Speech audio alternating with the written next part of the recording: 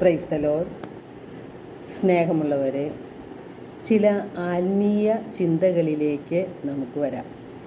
നാം പെസഹ വ്യാഴവും ദുഃഖവെള്ളിയും ആചരിച്ചു. നാം യേശുവിൻ്റെ തിരുശരീരം അടങ്ങുന്ന കുരിശ് നാം സ്നേഹത്തോടും ബഹുമാനത്തോടും കൂടെ ചുംബിച്ചു. ജീവനുള്ള യേശുവിൻ്റെ ശരീരവും രക്തവും ഭക്ഷിക്കുകയും പാനം ചെയ്യുകയും ചെയ്തു. യേശു കുരിശിൽ മരിച്ച് കിടക്കുന്ന ആ രൂപം നാം കാണുമ്പോൾ നമ്മുടെ ഹൃദയത്തിലൂടെ കടന്നു പോകുന്ന അല്ലെങ്കിൽ മനസ്സിലൂടെ കടന്നു പോകുന്ന വികാരങ്ങൾ എന്തൊക്കെയാണ്? യേശു പീഡകൾ സഹിച്ച് കുരിശിൽ ജീവൻ നമുക്കായി ബലിയർപ്പിച്ചു. യേശുവിനെ ശരീരം നാം കണ്ടപ്പോൾ നമ്മുടെ മനസ്സിൽ സഹതാപവും സ്നേഹവും ഉണ്ടായി. ചിലർ വിചാരിച്ചു, ഒരു പാപം മനുഷ്യൻ, കഷ്ടമായിപ്പോയി എന്ന് ചിലർ പറഞ്ഞു. എന്നാൽ മറ്റു ചിലർ ഇതിൻ്റെയൊക്കെ വല്ല കാര്യവുമുണ്ടോ യേശുവിന് എന്ന് ചിന്തിച്ചവരുണ്ട്. പിതാവായ ദൈവം എന്തിനാണ് ഈശോയെ ഇങ്ങനെ പീഡാസഹനത്തിന് ഏൽപ്പിച്ചു കൊടുത്തത് എന്ന് ചിന്തിച്ചവരും ഉണ്ട്. എന്നാൽ മറ്റു ചിലർ കുരിശിൻ്റെ വഴി പ്രാർത്ഥന ചൊല്ലി കണ്ണുനീർ വാർക്കുന്നുമുണ്ട്. നാം ആത്മാർത്ഥമായി ചിന്തിക്കേണ്ടത് നമ്മുടെ സഹതാപവും സ്നേഹവും പിടിച്ചുപറ്റാൻ വേണ്ടിയാണോ യേശുനാഥൻ പീഡകൾ സഹിച്ച് കുരിശിൽ ജീവൻ ബലിയർപ്പിച്ചത്? നാം ഗൗരവത്തിൽ ചിന്തിക്കേണ്ട ഒരു കാര്യമാണിത്. ഒരു മനുഷ്യൻ്റെ പാപം മൂലം, അതായത് ആദത്തിൻ്റെയും ഹൗവായുടെയും എല്ലാം പാപം മൂലം തിന്മയും മരണവും ഈ ലോകത്തുണ്ടായി. ദൈവത്തോട് കാണിച്ച അനുസരണക്കേടും ദൈവത്തെപ്പോലെ ആകാം എന്നുള്ള അഹങ്കാരവും നിമിത്തം ഈ ഭൂമിയിൽ കഷ്ടതയും ദുഃഖദുരിതങ്ങളും ഉണ്ടായി. ഉൽപ്പത്തി 6:5 നാം കാണുന്നത് ഭൂമിയിൽ മനുഷ്യൻ്റെ ദുഷ്ടത വർദ്ധിച്ചു എന്നും അവൻ്റെ ഹൃദയത്തിലെ ചിന്തയും ഭാവനയും എപ്പോഴും ദുഷിച്ചത് മാത്രമാണെന്നും കർത്താവ് കണ്ടു. അതിനാൽ മനുഷ്യർക്കെതിരായി സ്വർഗ കവാടം ദൈവം അടച്ചുകളഞ്ഞു. എന്നാൽ കാരുണ്യവാനും സ്നേഹനിധിയുമായ പിതാവായ ദൈവം നമുക്കായി സ്വർഗം തുറന്നു തരുവാൻ തിരുമനസ്സായി. വിശുദ്ധ യോഹന്നാൻ്റെ സുവിശേഷം 3-ാം അധ്യായം 16-17 തിരുവചനങ്ങളിൽ പറയുന്നു, എന്തെന്നാൽ അവനിൽ വിശ്വസിക്കുന്ന ഏവനും നശിച്ചു പോകാതെ നിത്യജീവൻ പ്രാപിക്കുന്നതിന് വേണ്ടി തൻ്റെ ഏകജാതനെ നൽകാൻ തക്കവിധം ദൈവം ലോകത്തെ അത്രമാത്രം സ്നേഹിച്ചു. ദൈവം തൻ്റെ പുത്രനെ ഈ ലോകത്തിലേക്ക് അയച്ചത് ലോകത്തെ ശിക്ഷയ്ക്ക് വിധിക്കാനല്ല, അവൻ വഴി ലോകം രക്ഷ പ്രാപിക്കാനാണ്.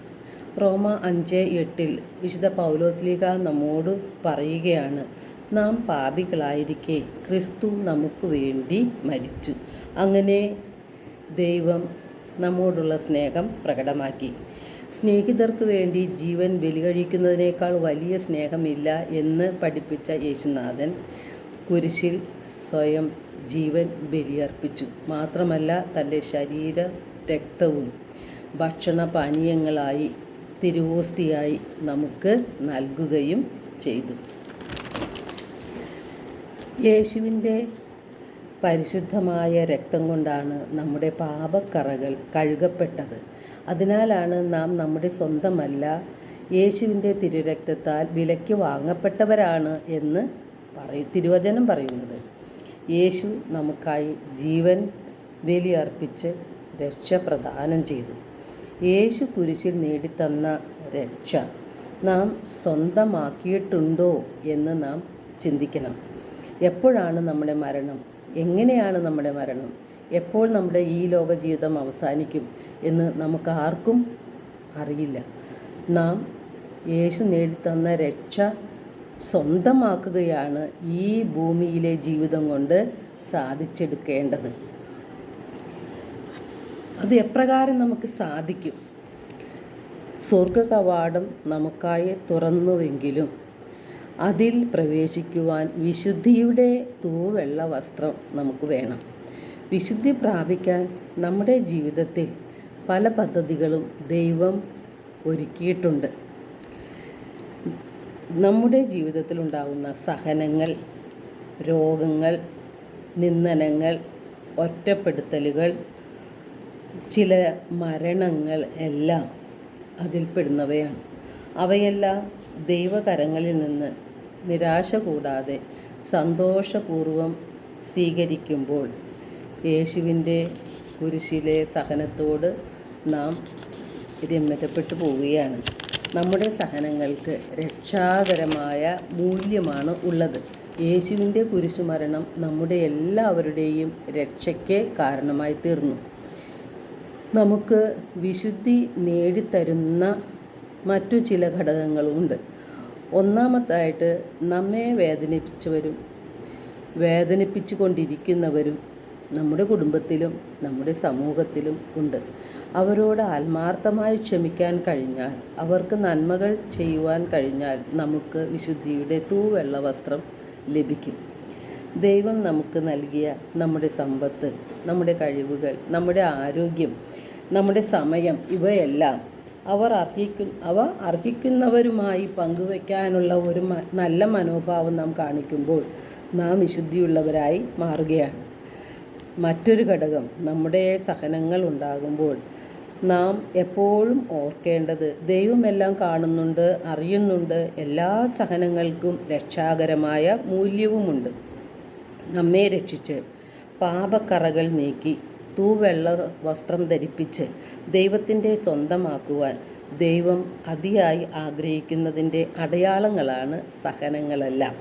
യേശയ്യാ 48:10-11 തിരുവചനങ്ങൾ: ഞാൻ നിന്നെ ശുദ്ധീകരിച്ചു, എന്നാൽ വെള്ളി പോലെയല്ല, കഷ്ടതയുടെ ചൂളയിൽ നിന്നെ ഞാൻ ശോധന ചെയ്തു.